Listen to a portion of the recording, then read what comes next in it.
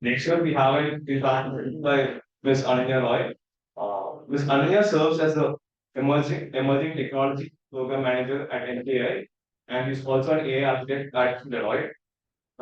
She's an active contributor to the AI field, and she has published a lot of papers, and she's active participant in the open source projects which are focused on responsible technology. So they're very important. And without further ado, start.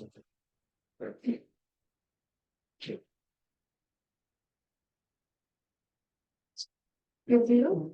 So currently, I'm working with Siemens, and it's actually working as an AI engineer because I realize it's a lot easier to manipulate data than it is to manipulate humans. So that's currently my line of work. Do you guys enjoy quizzing? Anybody fans of quizzing? Okay. Which year was the car invented? 1820. 1820s? Yeah. Satyan. Camera is from 1860s. 1886, I'll give it to you. Which year was the seat belt invented? 1985. Yeah. What's the difference between the two? Almost 70 years. What's the purpose of driving a car? What's the purpose of a car? Going from point A to point B. The purpose of a car is not to keep the people in the vehicle safe. It's to go from point A to point B, and it was doing just that. Which is why it never occurred to someone that you need to have a seat belt. And the only reason the 3-point seat belt that we use today was created was because somebody who was working at Volvo as an engineer had someone, a close one, a loved one, die in a car accident, which made them realize we need a seatbelt in our mechanism. Unfortunately, technology moves on and we don't wait for regulation to come in. So that's part of why I am giving this lecture on the fault in our algorithms, responsible AI for smart engineers, because I believe that all of you are really smart and all of you are going to shape the way that the world is going. So we're going to test this out. I'm going to sort of try and break the ice between us because I want this to be a very interactive session, a very energetic session. So let's give you one more. All right, this is going to be a more of a formal quiz question. And I'm really hoping that we have some active quizzers in the audience today because I'm an active quizzer, so I really love to pump in a few quizzes here and there. Okay. This question is X is a fictional artificial neural network based conscious group mind, an artificial general superintelligence system. It is stated that X was created by Cyberdyne Systems for SAC NORAD. When X gains self awareness, humans try to deactivate it, prompting it to retaliate with a counter value nuclear attack. Can you give me X? Skynet. Skynet. Bang on. Yes, for all the fish. Lovely. All right. So with that, I'm going to get into the first examples of what I'd like to talk about. Essentially, now we're going to, get into some examples, some case studies, and look at, what are some of the problems that we're experiencing with AI, and at any point, any thoughts up in your mind, any questions that you'd like to ask, please feel free to bring it up. All right, so what's happening in this image? This is essentially an AI model that is trying to predict whether the provided image is that of a wolf, that of a husky. And as you can see, 5 images is actually accurate. So what happens in the last image? 5 out of 6, that's an 83.33% accuracy, right? What's happening? Why is this model getting confused with that one image? Why is it predicting that a wolf is a husky? Any thoughts, any guesses? Something very very minute details, like what? Like you can see with your eyes right now. Noise also. In the image. Good, yeah. I'm guessing you're some kind of ML engineer. That's true. There could be noise in the data. That's true.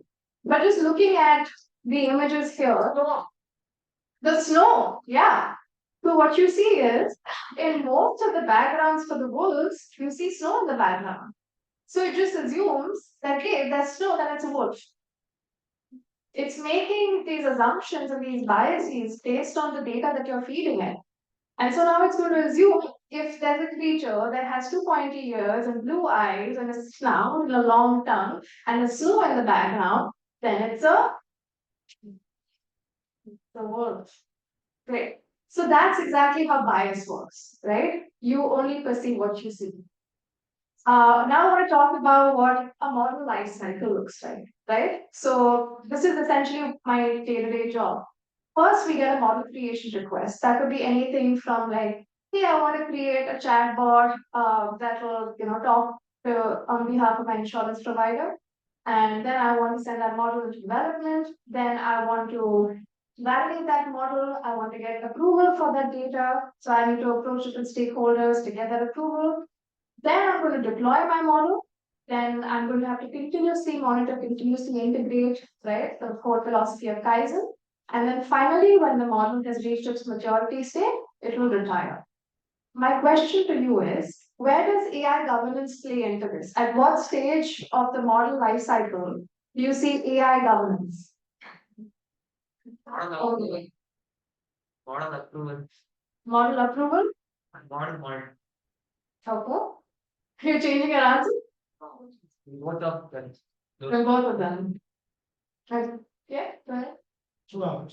Throughout, exactly. Yeah, you need AI governance throughout all of it. I know, exactly. So the whole concept of models not being able to exist without regulation and policies, right? We need them to go hand in hand, which is why ethics and governance and technology are all faces of the same creature, right? We need to make sure that these are all going together in harmony.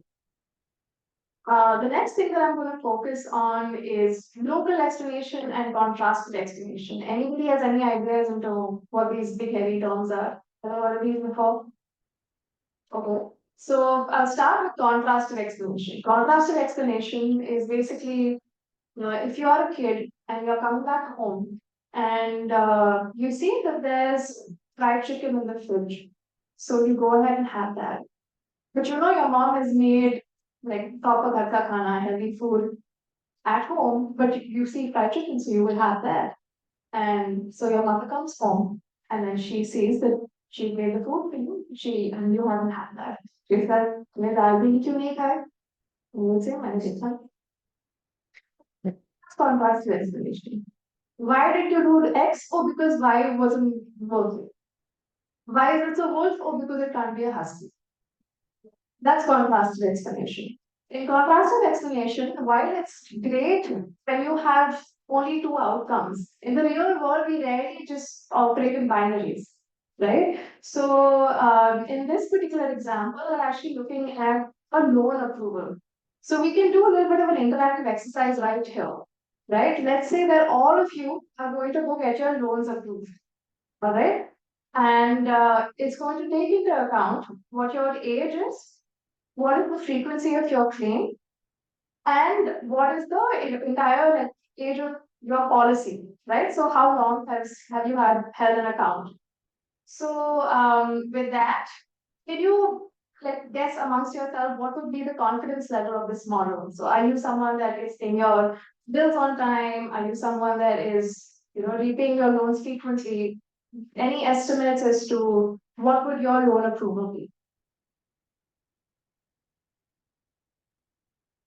90%? 80%?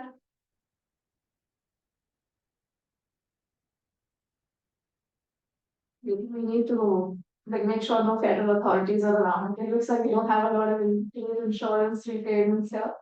But the idea is essentially, in this case, what will happen is if the model starts to put too much weightage on just the age aspect, right? So let's say that it looks at the age group of 18 to 25 and says, hey, these folks are never paying their loans.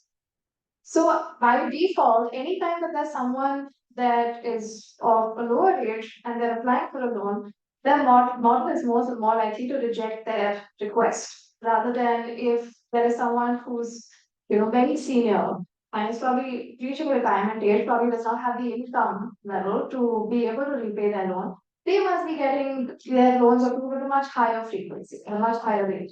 right? So these are the kind of biases that we will encounter when it comes to contrastive explanation, because it's saying if y not x, because y, right? So that has to do with contrastive explanation. Local explanation is why did this happen in this specific context? So it takes a very, very specific situation and it says, why did this happen at this specific point, at this specific juncture, right?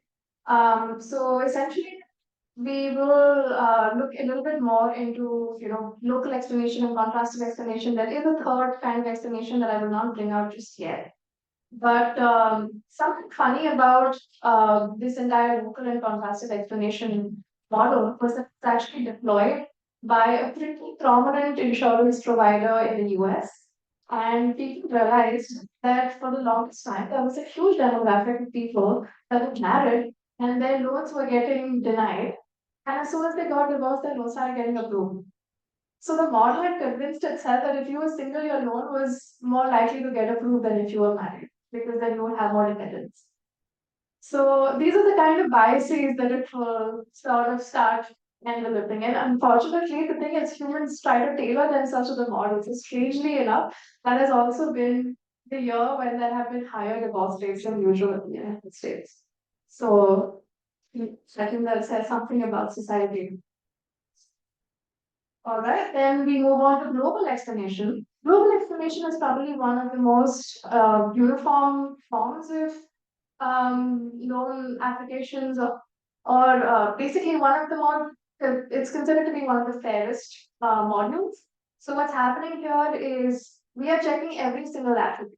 We're checking the loan duration, the checking status, age, all of these different parameters, and we're taking the average of everything. So that's essentially we're trying to say that which is the most important factor here. So, for example, if you're a marketing agency and you're trying to predict what your customer churn will be, so you want to see what's the most important thing to your customer.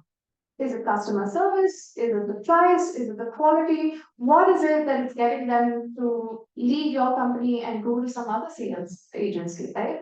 So essentially, you are trying to figure out what are the most important factors, what are the most important things that your model is looking at.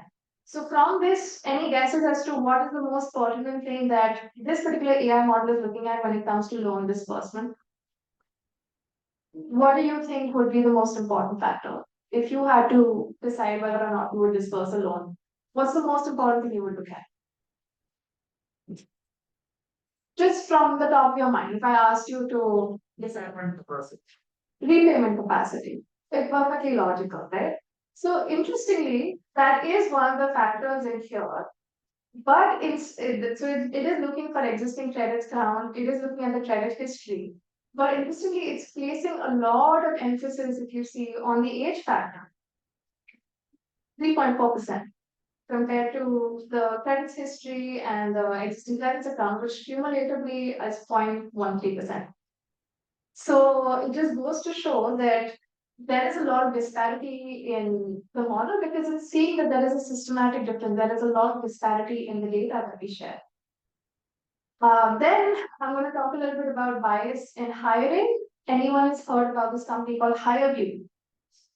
In one company, I don't remember which company, that they trained the AI model based on the past managers, how they hired. Not some AI model became sexist towards women, but the managers they were being biased towards women. So the same thing went over there, which the data was sexist, was faulty. Very, very funny also, right? Because like if the last manager had mustaches and you just end up having a company that's full of people with mustaches. It's very funny. No, but of course, yeah, that is a very important point because with AI, it becomes very difficult to identify what the more important parameters. You're absolutely right. And you'll be shocked at the scale of which, in the previous session, they mentioned whatever's going to happen is going to happen at scale. So there was this model called HireView that was hired by Goldman Sachs, that was hired by Samsung, that was hired by a lot of these top tier consultancy firms to carry out their preliminary interview sessions. So there was no human on the other side, it was just an AI. And the AI expected you to just smile constantly and nod aggressively in order to give you a high score and say that yes, this person is enthusiastic, this person is agreeable, this person will step out of the job, we should get him to the next round. So these are the kind of problems that will occur in hiring. Now let's say you mentioned that gender would be an aspect. Let's say that in my training data, I have a column for gender. Let's say I remove that. Do you think the bias is gone? Yeah, the names, no, names are also problem. Then maybe it will work. Yeah? No, Why not? Why not? there is no randomness. What do you mean? They collect the data which already exist practically. They, like if there are only is women in that data set, then it is going to take only it's going to be biased on the physical presence of that situation. It's like the telephone call. They try to predict the American election using a telephone calls. Actually, it ended up becoming the other way because the telephones were at the time only available with the rich people. So it was biased in such a way that it's the what is it? Only the rich people's votes were counted totally. So like that. Exactly, bang on. Bias by proxy. I think that really deserves my hand. That was really good. That's exactly the problem that we're dealing with here. So this is a real case. There was a very famous IT company that had rolled out a form in which they had asked a bunch of different questions while hiring. So they asked you questions on would you be comfortable to travel commute and would you be comfortable, do X and Y. One of the questions was, would you be comfortable coming in for night shifts? Which demographic will not be comfortable coming in for night shifts? Women. So the AI model immediately considered it unfavorable the minute that they saw that someone had said no. Not, looking into the fact that why would they say no? Are there any other alternative measures that we can take? Now, the challenge that comes in here is that if a human is making these policies, you still have some leverage to an extent where you can walk into that office, you can have a civilized discussion, and you can negotiate your terms. If it's an AI on the other side, what are you going to do? And you are an educated person with a significant amount of privilege. What happens when it's discriminating against farmers in rural areas? What happens when you are trying to negotiate with people who maybe don't have that much power, not that much influence? So that is the scale of, the kind of, challenges that we'll experience. Another problem that was happening quite frequently in the US, I'm not going to mention the name of this company, but basically they had created an algorithm in which would tell the drivers which customer should they prefer while picking up, right? And so it would show them again, like in so they this was a company that has been very forward thinking in terms of their responsible AI practices, and they were actually one of the first automobile companies to come up with a trustworthy AI framework. But this was something that even they hadn't estimated, which is what's so fun about AI ethics, that it will continually do like just shocking, horrendous things that you would never see. It's like a toddler in that way. But essentially, can you guess, just looking at the picture, of what might have happened?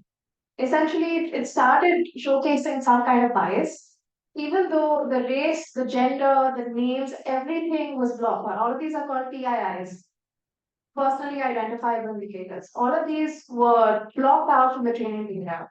And yet, there were certain passengers that were being picked up for rides more than another demographic. What's happening here? This is in the US. Maybe that should give you a little bit more context.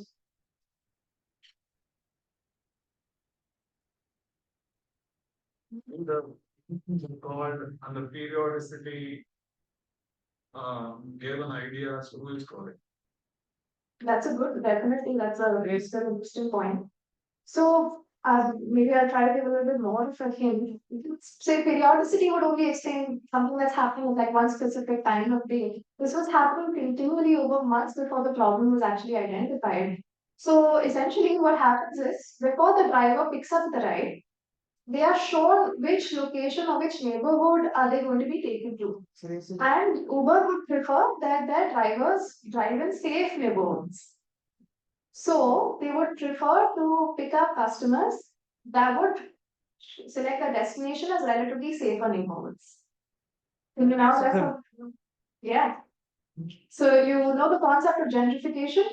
Yeah. What's happening in the US was essentially there are like essentially Caucasian neighborhoods, white neighborhoods that are considered or that have um, the parts of being safer. And then there are people that are of other ethnicities that are considered to be, and their neighborhoods are considered to be relatively less safe. And because of that perception, even though the race, the gender, there was so much pain taken to map, like, drop out all of the training data. And still, just looking at the destination, just looking at the neighborhoods that were selected, it was still able to showcase some element of bias, right? So that's what was happening here. So I'm going to, get into a little bit more of a technicality, aspect of this, because I realize that, when we talk about AI ethics and governance, a lot of it, can sometimes seem a little la-di-da, like, yes, we should do the right thing, but practically, it's always proper. But the fun thing again about AI and technology in general is that you can actually measure and you can manage what you measure. So you can actually put this into practice, and there is, a lot of research being done in this space to actually see how you can implement sustainable, responsible AI using these specific metrics, using these specific monitoring systems. And it's very interesting to see what, a lot of you asked, what are the different definitions of ethics? How do you define fairness? So these are very interesting questions that have been asked, right from like the from Athens, right? Like from the ancient Greek philosophers' time. So it's very interesting, and I don't know if we'll ever find the answers, but what we have got really good at is quantifying these sort of really intangible things. So I'm going to talk about demographic parity-based bias detection here. So the example that I'll give you is against women that, is there a bias against women for getting a home loan? So here, let's say the protected attribute is gender, which means that in the training data, I have blocked out the gender column. Within the training data, the minority is women and the majority is men. And the output class is the loan decision. That means is the loan approved or is the loan rejected? So your favorable outcome would be that the loan has been approved, right? So what do you think is going to be the your general outcome here? When it's a woman, when it's a man. Even though it is a protected attribute. And what would be something that you are looking for? Maybe it's an AI engineer, or maybe as somebody who's a stakeholder in this entire loan application system. What would be some, columns? Would you go back to the training data? What exactly would you be looking for here? Check for bias.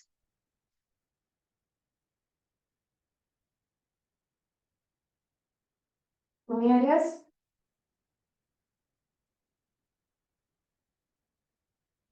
How do we solve for this problem of inequality, right? Because you have a very minority of people that are women and a majority of people are men. Let's say that there are a minority of people that are allergic to prawns. But there are a majority of people here that really like to eat prawns. I did not eat prawns. I'm really sorry, but it's just an example. Now, we can't be unfair to the people that are allergic to prawns. I get that we really like prawns, but you have to be considerate of everyone. So, what we do then is we create something called demographic parity, where we give a little more weight to the minority group. So, we say that, hey, because you are a minority group, you get more votes. It's like saying, I'm a PhD, so I get 3 votes. You're an MBA, so you get 2 votes. You're just a BTech, you get 1 vote.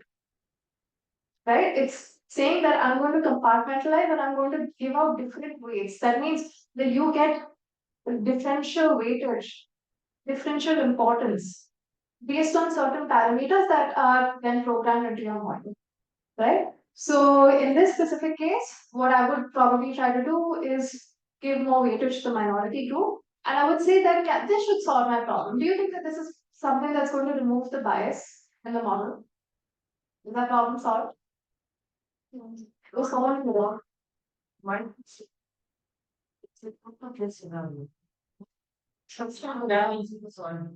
I know, right? We've been on this for like 4 slides now. It's just not getting solved. It's a very complicated problem. But because human data itself is so big, we can just Rather than doing all this, we can just get better data, but that is not so practical either. So what's the solution? We are trying Solution to is get better improvise. data. We are trying to improvise. The data helps us reduce the errors. Mhm. We can't attain a 0% error case.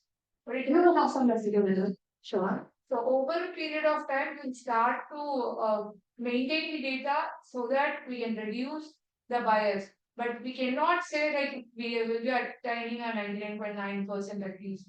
Even if it comes to 91, that itself is a great thing. Absolutely, yeah, for sure. So that's exactly what happens. So and just to elaborate on that example, what would happen here? Let's say that if I'm going to check if there's a bias that exists for young people that are getting a home loan, right? What is the demographic of people that are aged 18 to 25 that might be applying for a home loan? Relatively very small, right? But now if I apply demographic parity, AI will end up applying, basically apply a little more weightage to that demographic, which means that even if someone is not fulfilling the criteria for a loan, for getting a loan approval, their loan will still get approved because they by default have got more votes because their age is less, right? So even though they might not have the ability to repay their loan, which was what we said that that's the main criteria that we would look at. Demographic parity says that just because you're a minority, you get a free pass and you don't have to play by the same rules as everyone else. So these are the kind of issues that can come in. So in this, what happened was only 30% of the women that applied got a home loan, whereas 65% of men got a home loan, resulting in disparate impact of 0.46, which is less than the allowable threshold of 0.8. So what's happening here is demographic parity says that I'm going to measure what is the difference in the impact created over one group and another group. So it says that the minimum difference should be 0.8 or 0.9. That's usually the threshold. And if there's any difference that's beyond that, then that means that you have a minority group and you need to give out more votes for them. So that's usually how they try to make sure that training data is a lot more equal. But in this case, we see that even though they're not fulfilling the required criterion, because they by default have got more votes as a result of being a minority, they're still getting their loan approved. Maybe over deserving candidates that unfortunately fell into the majority criteria fulfilled all the requirements, but just by function of being a majority criteria had a lower probability of getting the loan approved. So we're seeing the depth of the problem, right? It's a very complex problem. There's not one simple answer. So what do? We have one more solution, and this comes from Stanford. So a professor at Stanford called Neil Dorsey said that there is a need for data quantitation. So he presents a hypothetical scenario where all users in the age range of 18 to 25 have very poor credit rating, and the percentage of a favorable outcome for those who are 18 to 25 would be zero. That's because no one in 18 to 25 in their right minds is applying for a home loan. And the next is percentage favorable outcome for majority is 40%. And the disparate impact ratio, which is basically the difference that you see between two groups, right? So the percentage outcome that you see for two groups, that should not be more than 0.8 or 0.9. Otherwise, your data becomes, right? So data correlation basically says your original data, let's say age was 20, which means it falls in the 18 to 25 range. Your credit rating is poor. So your prediction is that loan is denied. The perturbed data says your age is 45, credit rating is poor, prediction is loan is denied. Fair so far? Original data, age is 50, the credit rating is good, prediction is loan approved. On the perturbed data, age is 22, credit rating is good, prediction is loan approved. So what we have done here is basically balanced out our weights and made sure that there is more emphasis on your credit rating, right? So data quantitation is basically trying to balance out the fact that you need a minority majority balance as well as what is the most outlining, the most significant parameter that you should be looking for, right? That's what your global estimation is trying to solve for. So essentially what your AI model is trying to do is trying to say, is the fruit spoiled or not? right? Is this fresh? Is this rotten? Now the thing is that the way that it views, the way that it observes something is going to be very different. How do you tell whether a fruit is rotten or not if you go to Big Bazaar or if you go grocery shopping? You do have a grocery shop on campus, right? How do you tell if the fruit is spoiled or not? Smell and touch. Smell and touch. Yeah. Can AI smell? No. Can AI touch? Color. Can AI see color? Yes. Yeah. Twice. That's why it's another rotten fruit. What if you had to feed all of this data into an AI model? And AI has to tell you if the fruit is spoiled or not. Because you're too lazy to go grocery shop. Because you have too many assignments to do. So you need to get yourself a little robot and you need to train it so that it gets you fresh fruit every day. What do you train it on? Knowing there are three fundamental things that AI cannot do now and will never be able to do. Those three things are AI cannot sense, AI cannot comprehend, AI cannot act. AI can observe data and infer patterns from that data. That is all AI does. That is all models do. They cannot sense, they cannot comprehend, they cannot act. So, how do you train an AI to see whether a fruit is spoiled or not? And maybe try to use some of the concepts that we learned here, maybe put in some contrastive explanation or data perturbation, just so I know that it's sitting in the will.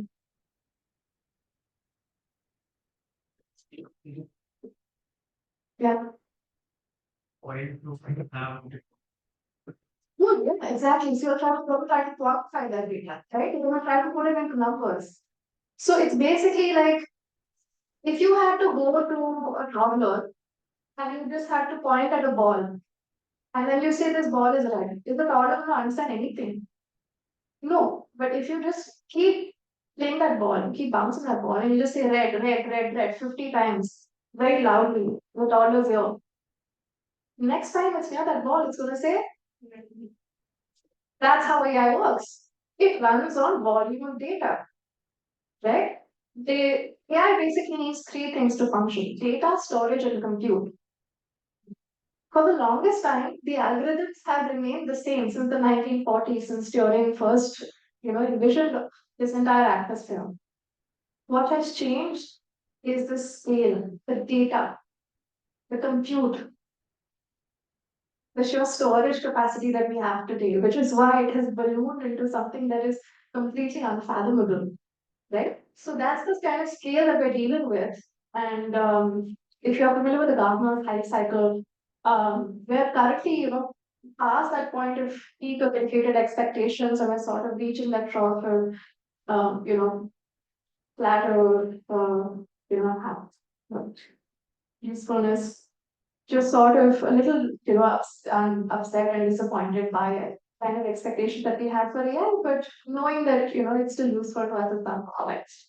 So we looked at some, kind of bias here. We looked at contrastive explanations. We looked at local explanations. We looked at demographic parameters. Do you think there can be other forms of bias? What other forms of bias in AI can you think about?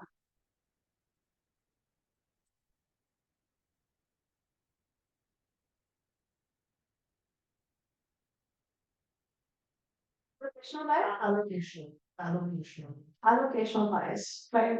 Have you ever experienced that kind of bias? I haven't. Would you like to elaborate? Essentially, how there's a disparity in allocation depending on particular characteristics of the user. Very briefly, that's that. Yeah, absolutely. That makes perfect sense. So everyone comes from like a different cultural, social, biological background. Everyone has their own worldview.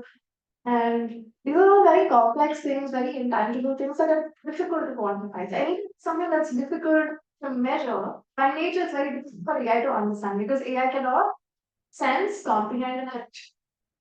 Right? So absolutely, that can be one massive form of bias. Simply because it's very difficult for AI to be able to understand that form of bias. One The dominant kind of bias that has been seen across various LLMs and various AI implementations has been gender and racial bias that has been repeatedly found in facial recognition techniques. A lot of times it has tried to identify, even like airport securities and things like that. It has identified Caucasian people as people and then colored people as Gurwas. And that was not flown. Not intended. So basically, this has actually led to a lot of conflicts and a lot of political issues as well. There is a fantastic documentary about this called Coded Bias that I definitely recommend that you check out. So this is essentially about an AI engineer who is a woman of color, and the AI that she was developing was biased against her. So that was fun. So yeah, that's the world that we live in. The what you will create will literally destroy. So you'll see that there is a systematic form of colonialism that's happening in the form of technology, and it's ever so subtle. So it's very difficult to point out because we talk about a human being behind this technology. But do you think that there is some kind of supervillain in the background who's saying, no, this AI needs to be, racist? Do you think that there is some kind of like Hitler rising from the dead and trying to, recreate his own third right to sort of like in reincarnation? Why is this happening? Is there a super group that's behind all of this? Why Because don't humans are biased. because humans are biased Our data systematically. is what being trained on. If the data itself is biased, then what will happen in this? Yeah, and it's taking in all of our biases, all of our stereotypes, all of our flawed thinking, and using that to decide whether we get healthcare insurance or not, whether we get into a good school or not, whether we get our home loans approved or not. That's dangerous, right? It's not a world that you would want to live in, right? That's straight up like an Orwellian nightmare. So that's where we look into another solution. So there are computers that present a lot of doomsday situations, but then I'm also going to come in with some positive solutions that you can try out. And it's really a mix and match. There is no one size fits all problem here. But we talk about demographic parity, we talk about contrastive explanations, we talk about local and global explanations, and now we talk about equality of opportunity and equality of odds. And this is, I think, something I think a lot of you might already be familiar with because it's been talked about a lot in the news. So I'm going to actually ask you to explain this to me. What is equality of opportunity and equality of odds? Everyone being equal, like there should not be any bias towards women or race or basically it should be. Say for example, if I'm going for a job, my skill should matter more than the gender, race and all those kind of stuff. Every Okay. that's equal. But the point is from so many years from in the human history, discrimination has been like something that humans have always done. And that's the data that the AI is being trained on. That's the entire reason it is being modified. It is the human's fault. If we fix our data, then it won't be biased. So you have to fix our data. Yes. That's what fix the data, guys. Problem solved. That easy. Why did it take us so long? That is the Let me ask you a follow-up question to that. If you walk into a burning room and on the left you saw a baby that's covered in flames, and on the right you saw a bag full of $1 million, what would you say? What would you pick up? You pick up the baby? You would leave the $1 million. Obviously. But how many babies could you have saved with that $1 million? You know the child mortality rate. But you're not responsible for the other babies.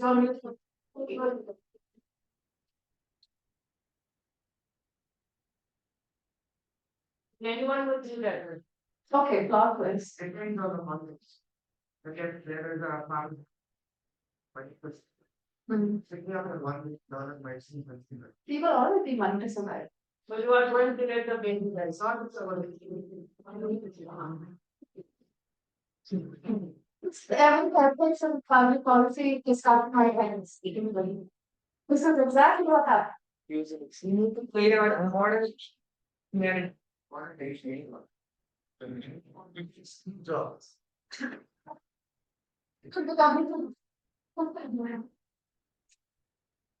That's They the don't know reason. how over the school. That's never good. I don't know that it's good. But some of the plot twists, there's three different kinds of ethics of Abu. And all three will tell you to do three different things.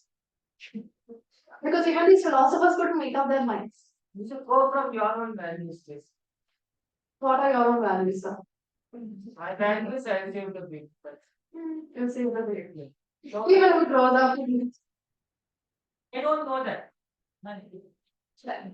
Absolutely right. So, I think that perfectly covers what equality of opportunity, equality of odds system.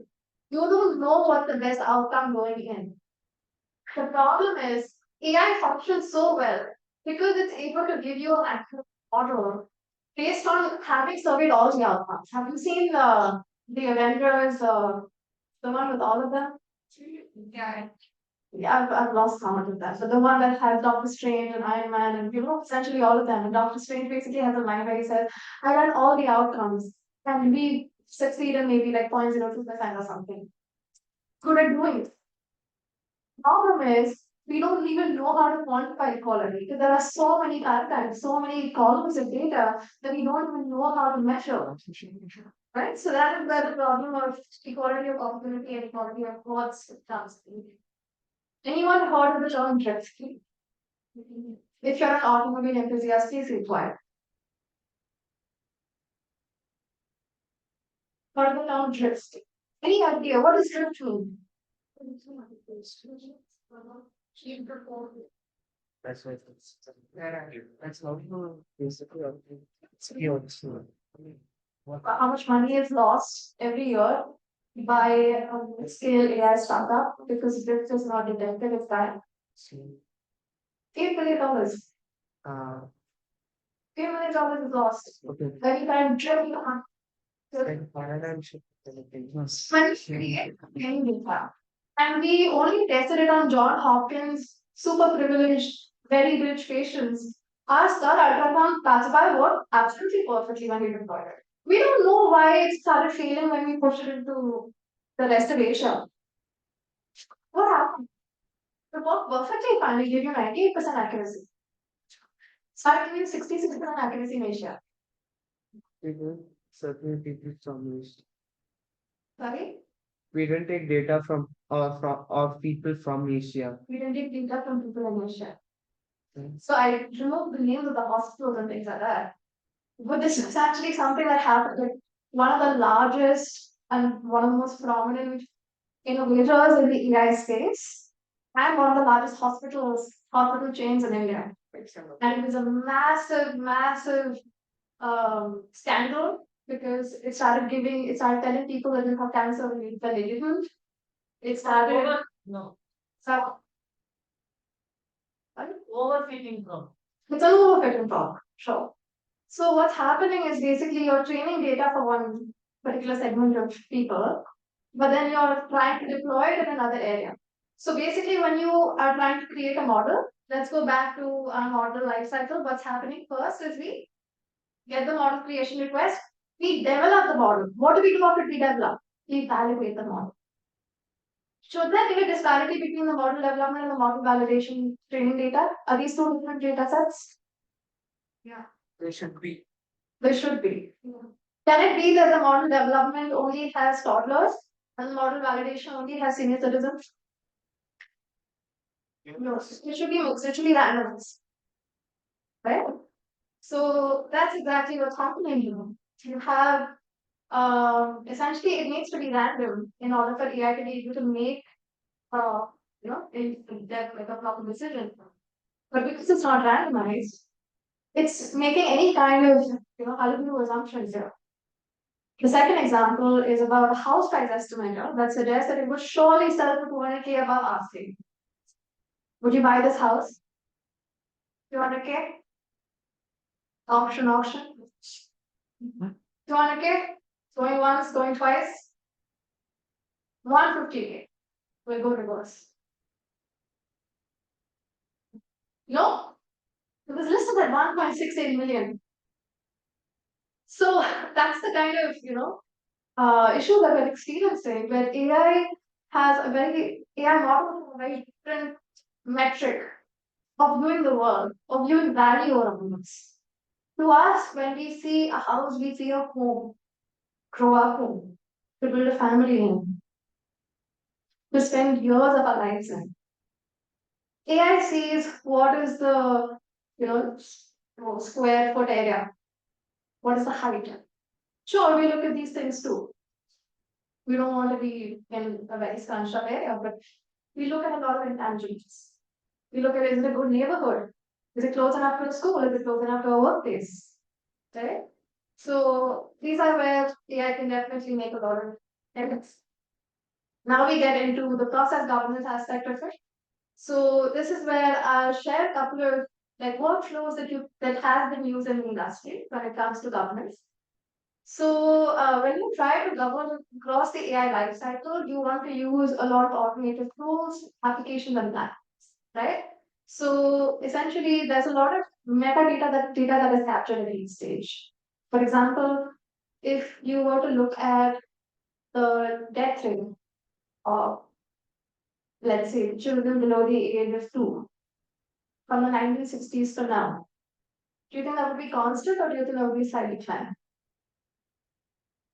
Decline. That would be decline. So we're optimistic. We're an optimistic set of people. It's actually not.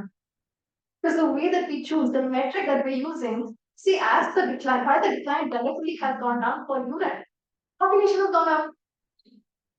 So currently in India, there are 81 out of every 1,000 children that are dying every year. That's the Indian children mortality rate. And that's because of the severe lack of rural healthcare in India. Right? So it all comes down to the metric. The very first question you should ask when your AI engineer comes to you and says, hey, red alert, we have this massive metric, all system go, we need to like jump off the ship, we need to abandon it. What are you using to measure this metric? What are the parameters you're looking at? First thing you should ask, are you using the right tools? Right? The second thing, manage risk and protect reputation by automating workflows, better detect fairness, bias, and truth. Again, sounds very la-di-da in the air, right? Yes, be fair and be just, and we'll just be the most like fair ruler that ever existed. We'll be King Arthur himself. Problem is you can't manage what you can't measure, right? So you try to use third-party tools, you try to, collaborate. So it shouldn't just be people working in silos. You need to have people working across teams. You need to get your policy people working with your engineers, working with your regulators, working with your developers, working with your deployers, and they will all hate each other and cause absolute chaos, but at least they'll be communicating. Okay? Then the last thing is looking at regulatory compliance, which is where you would be translating growing regulations into enforceable policies. So anyone here likes to code? Python? Java? Python fans in the house? Yeah. Import happiness? Yeah, it imports happiness to me. So here, the good great thing about Python is that you can very quickly import metadata. And metadata is absolutely beautiful to feed into AI. So especially with e-commerce and supply chain sectors. That is where AI can really have the most transformative kind of impact. But the people that are operating it, a lot of times they leave behind very important data, like the timestamp, the exact same location, the midway, like all the points, like using RFID chips or trackers or sensors to see which checkpoints have been used. Has it been taken the same time on average, crossed from point A to point B? These are all very important metrics to AI, but not to the people that are operating this. So if I, as an AI engineer, were to go and ask them, hey, can you please give me this data? क्या होता है? Recession चल रहा है, we are not going to invest in this extra technology, right? So to be able to use certain sensors, certain chips, directly capture this metadata is very, very important. It adds a lot of value to your model and also helps to remove a significant amount of bias. Clear? Any questions so far? I'm so glad. All right. Without this, there's nothing. Trust. It's only when we trust that we have the power to create something. So before this, I really would have a slide that would say power, fairness, and trust in the bottom. Power is where I would talk about the different hierarchies and stakeholders involved, which is right from the model developers to the model validators. But then I started presenting this in Davos and like the World Economic Forum and things like that. And the public policy guys came to me and they said, that is not more important than us. And then I said, okay, let's not do the hierarchy thing. So I made that. But I want you to think of it this way. You can't have a functioning model without power, fairness, and trust. You need to go into this thinking of it as a negotiation, where you are not just thinking about what is the power or what is it that I want from this. What is the other person's interest? What are they looking for? So, an example of this is the conflict between Israel and Egypt. Are you familiar with it? So, it's common land between. Anyone heard of the story? Yeah. Yeah, you want to share it with us?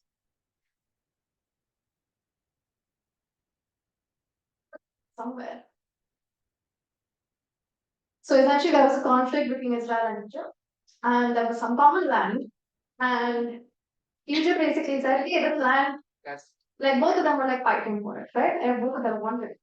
And then who comes in as a third party to sort of mediate it? Who always comes? US. Yeah, obviously.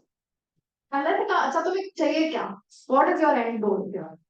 Egypt is like, ये हमारा land है, ownership to be in our name. Israel said, like, listen, this is where we train our troops. We need this land. We need like our own operational activities here. So US is like, cool. Yeah. Egypt, you own this land, let them use it for their own military activities. So that is known as a win-win negotiation, right? So that's what we're trying to build in these trust, like the trustworthy models. We're trying to make sure that all stakeholders are getting the best out of whatever. We're not going to get like a perfect situation, right? Neither Israel nor Egypt is going to get the land. But at least we can try and make sure that they get what they want, at least some part of it. Yeah? Common trust issues with foundation models. What data has the model been trained on? Copyright and other legal issues. I'm sure you've read about Microsoft and OpenAI being sued by Washington Post and New York Times. Why?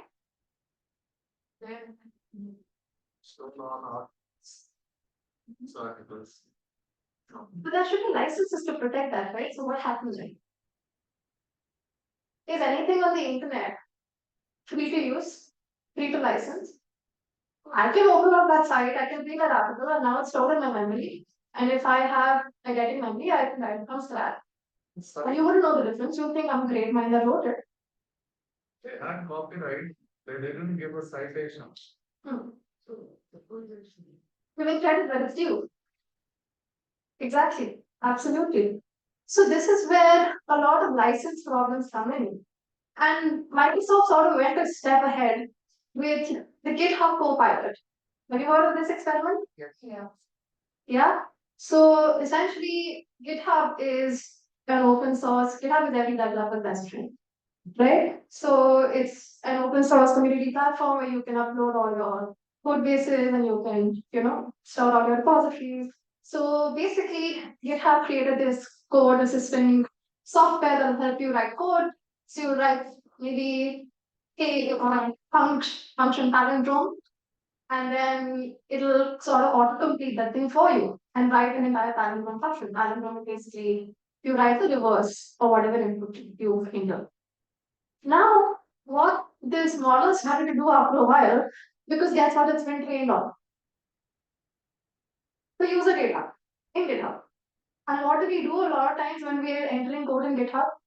We keep our names, we keep our college IDs, we keep our phone numbers. Because GitHub is not friend. Don't tell anyone. So we started outputting, hey, this is the palindrome function written by Rishabh Gupta, class 12, this so and so school. And then guess what happens to poor Rishabh Gupta? Because now he's accused of sharing his homework. So, what do higher education institutes do about this? Right? How do you sue? Who do you sue? And Microsoft has completely wiped off all liability. So these are the kind of issues that we're dealing with. And probably Surana sir will be able to shed a little more light on the legal issues, but I'm sure you can imagine the depth of conflicts that can rise from this. Is there indemnification for the usage of the foundation model? So this is basically any ideas what the foundation models are about? um, large scale models trained at large data scale for a variety of classes. Exactly that. Primarily for a lot of enterprise issues, but exactly that. So what do you think? Is that indemnification for the usage of foundation models? Depends if there are appropriate protection not in place, then yes. If not, Yeah, exactly. So that's the complex truth behind this essentially that you don't have an absolute yes or no answer at all. It depends. Which is very convenient but also very frustrating. Will the provider continue to guarantee that the model will not infringe on new legal requirements? So right now the toddler is doing that stupid thing where it's calling that ball red and you train it well. Tomorrow you start calling that ball green. What will you do? You don't know where it learned. You probably went to school, saw some colorblind kid calling another red ball green. Now believes the ball is green. What will you do? You go to retrain. You gotta retrain. You gotta go back to the drawing board. How much does it cost to retrain? That means you have to pull the motor down. That means loss of revenue for you. How are you gonna answer your manager?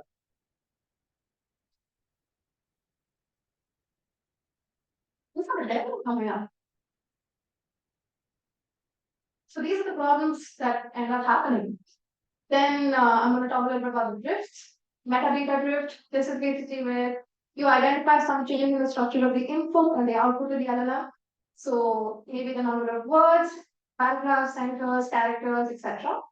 The infrastructure. So is the LLM approved for summarizing customer emails? I'm sure you must have seen some slightly weird Amazon summarized recommendations by customers. What are some of the strangest Amazon queries you have seen?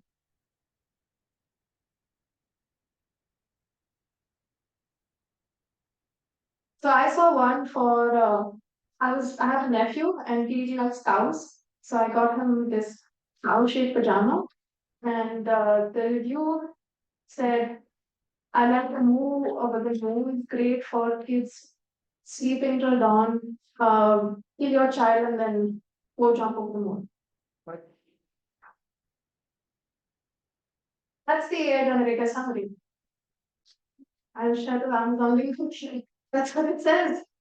And so this is basically the sentiment analysis algorithm is probably not too great in here, but they're trying to basically change the structure and the outline of this. So instead of saying, hey, it's just happy, say maybe the customer is happy, right? So the next kind of drift would be change in topic of the data, which is set to input or output of element. LLM was approved to summarize drug trials for diabetes and heart disease, but now it's being used for cancer documents. So can you identify keywords which are signifying that drift? Earlier used for diabetes and heart disease, now being used for cancer documents. What could go wrong? Healthcare.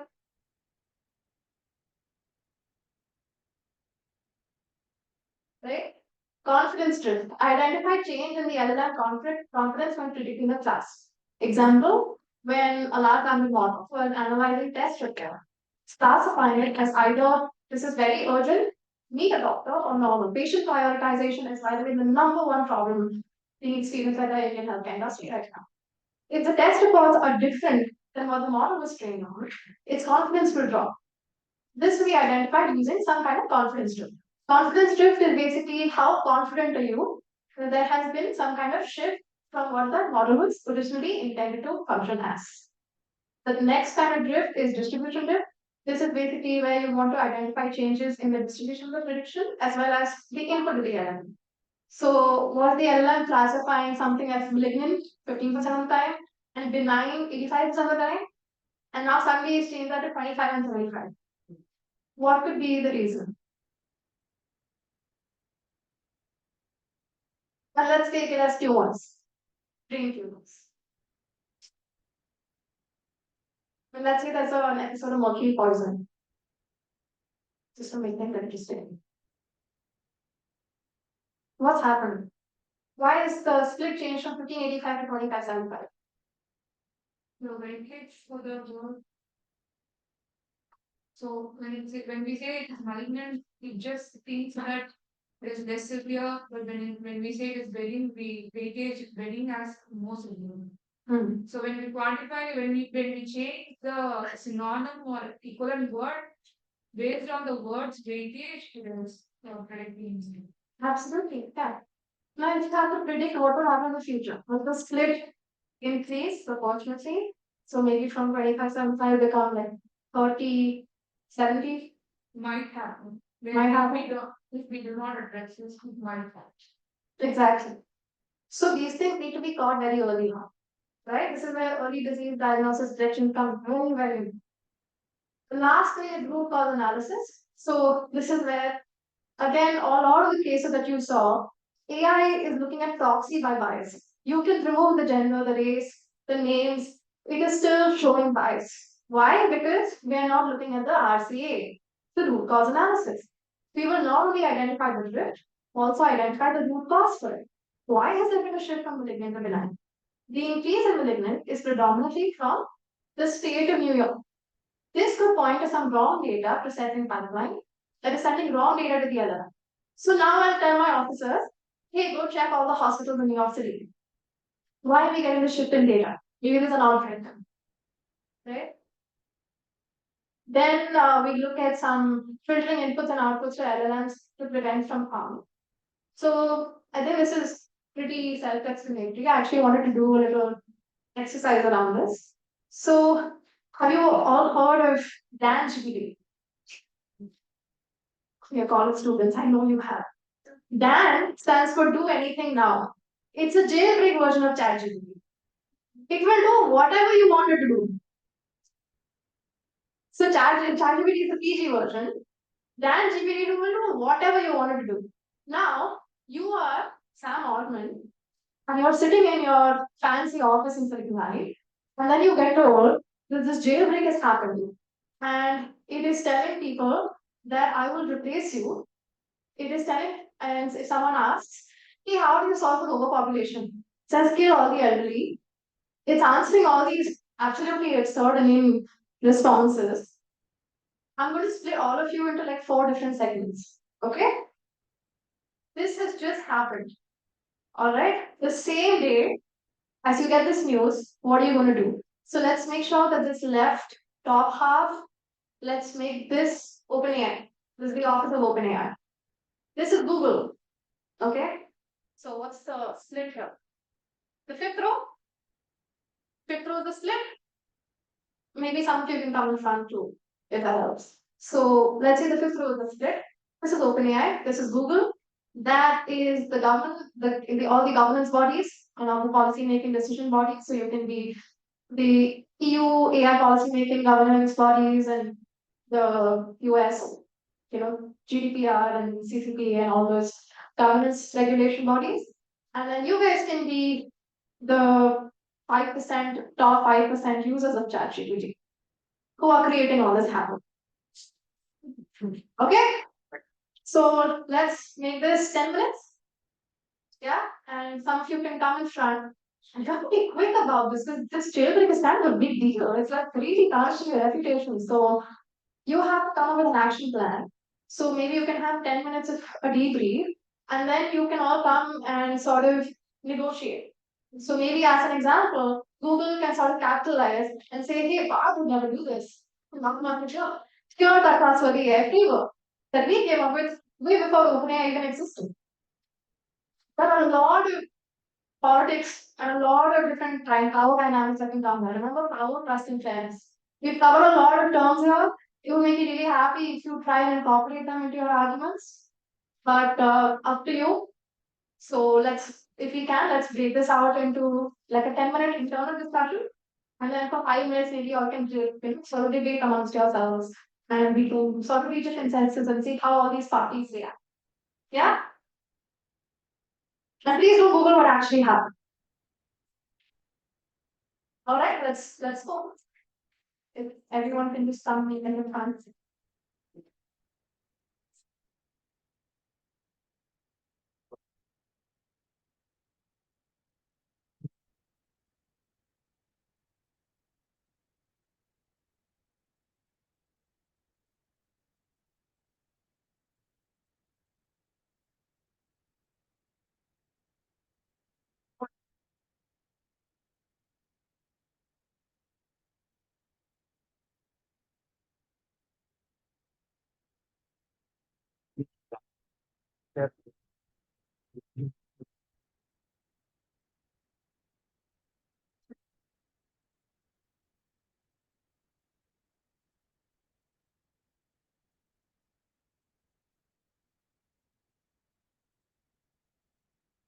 Like, not quite.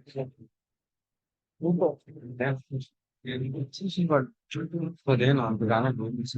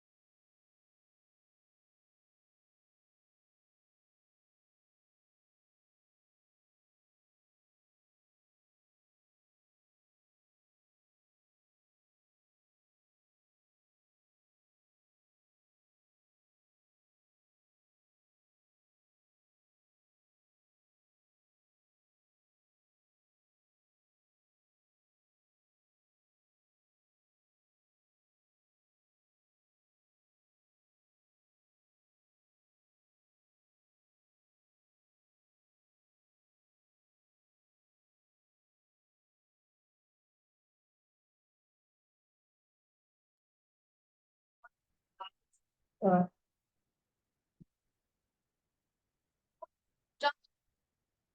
If they never get their access, what are you gonna do? All these students need to submit their assignments and ChatGPT is down. What will you do? So just the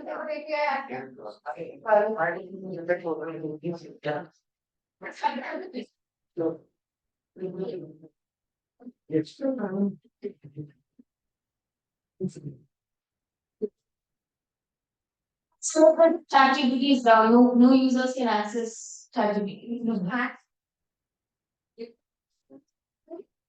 Talk about what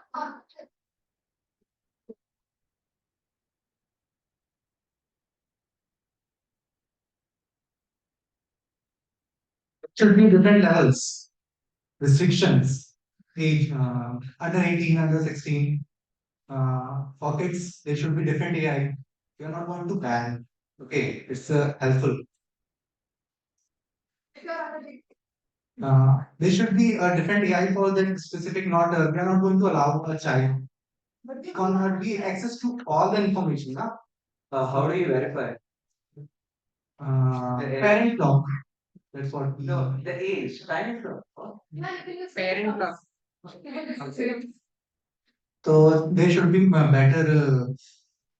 Do you want us to submit our birth certificate and give you more information about us? Okay.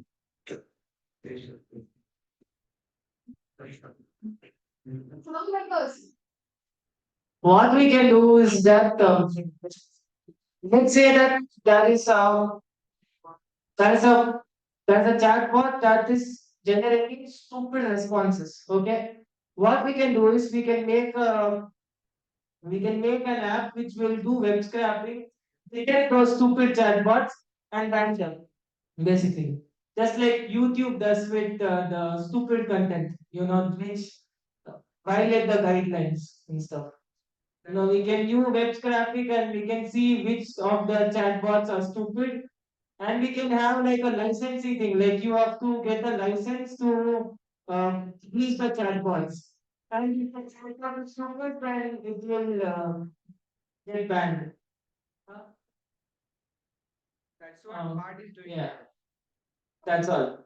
Great input. Any other? Yeah, that's what Bart is doing. Yeah, it started when you look at the not sharing the abstract knowledge.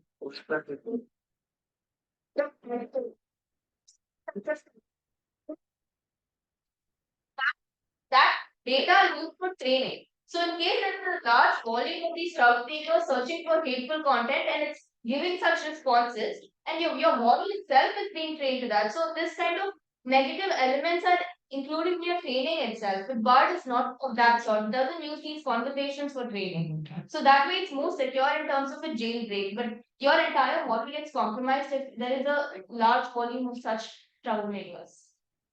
Okay. 5% of the people who pause this hassle, any inputs?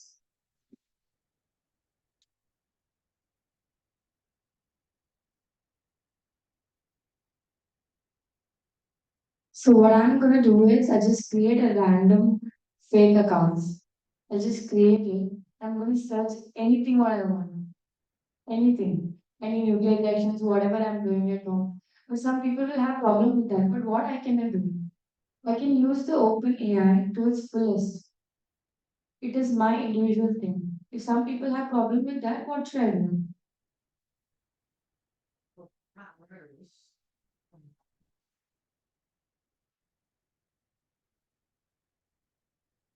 GPT for an algorithm to create more synthetic data and again produce synthetic data into your GPT pack and I'll confuse you which is given the original data.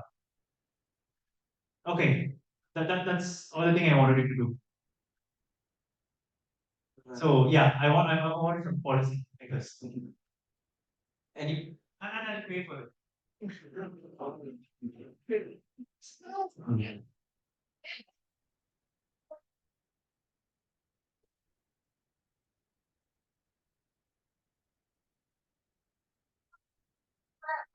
no, ma'am, you're knowing that if we don't have a regulated area, you have these kind of issues. Okay, governance laws are arrested. No.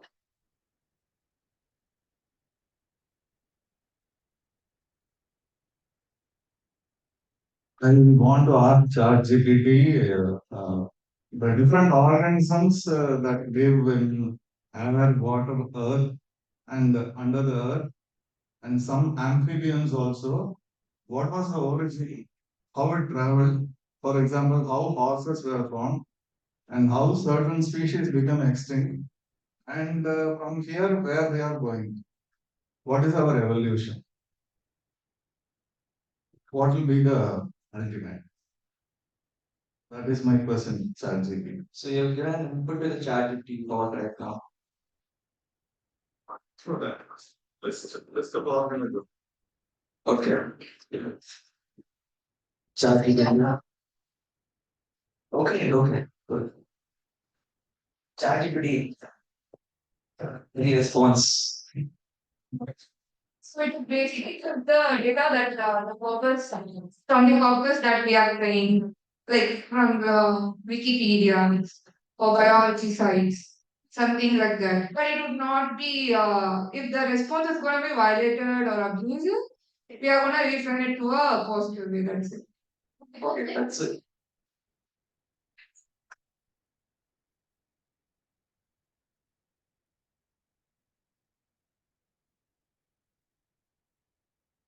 So for security and better protocols, rules and regulation for the better future for everybody. Right. I think that concludes the debate, right? Good. Okay. Yanuka, please uh, come for us closing.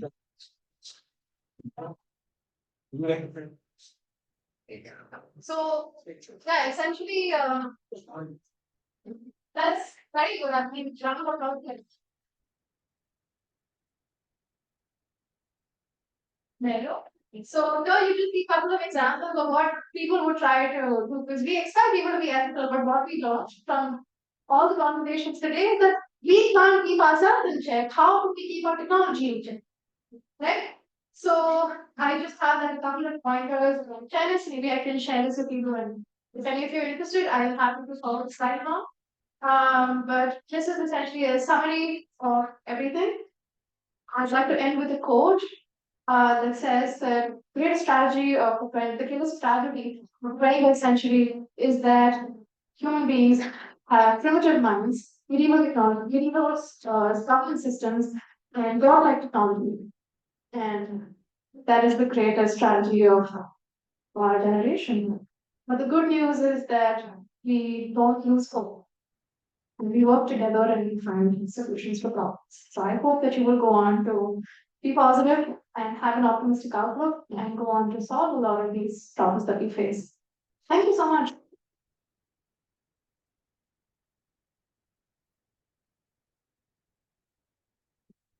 I just have a question. Can I ask you? Yeah, just have a look here. So we've spoken a lot about bias and how we're striving for equality, but is that even the right goal in the first place? So if we're trying to see that okay, there are men and women, there are different tribes, by by ignoring the bias, like we're trying to make the model understand that everyone are equal, but is that the right approach? Shouldn't we consider equity as well? Because there are different cultures and different practices and something that works in one particular region may be like interpreted differently in another region, right? So how do you think we should go about this? One thing is identifying bias, but how do we interpret that bias? That's a fantastic question. And I'm so glad that you brought out the difference between equality and equity. And that's so interesting and important that especially as engineering students, you understand that going in. There was a society which would reward people in terms of grades, in terms of salaries, based on how tall they were. So you're born very tall, you wouldn't have to do anything. Just as a function of your genetics or what you were fed, you would earn more. what would end up happening is the family that had more resources would automatically end up getting more, which would mean there is a higher disparity in equality or equity. The equity. So, as a solution, what the head of this entire community did was he got the rest of them ladders, whoever was short. He specifically, and it was a really cute exercise because all of them went and customized the iska head kya hai, and then they, created like custom ladders. So everyone can see everything at the same time. You know what happened? Endless traffic jams. Nobody gets anywhere on time. We thrive in society because of diversity, because of inequality. We just have to find our way around it. Nobody gets equal resources, not if they were. We just have to make the best of what we have. Okay. Thanks for all the fish. Open over.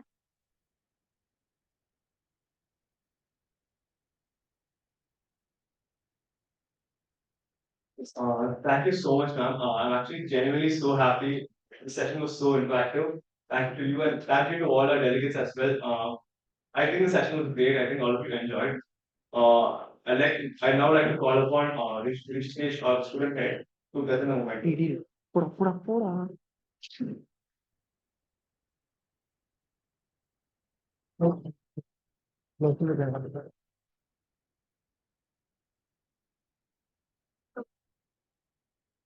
Uh,